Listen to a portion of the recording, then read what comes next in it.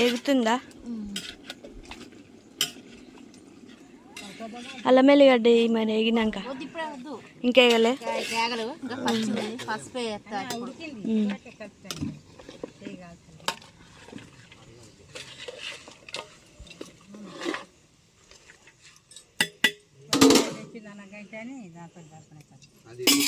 పసుపు వేయత్తమ్మ. పసుపు వేస్తాను ఇప్పుడు.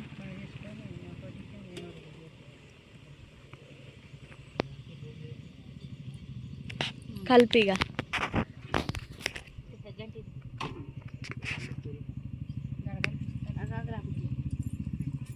కడుగరా కడుక్కొచ్చాయి. దగ్గర మా చిన్నమ్మ అయితే వస్తుంది బండి మీద చూడండి.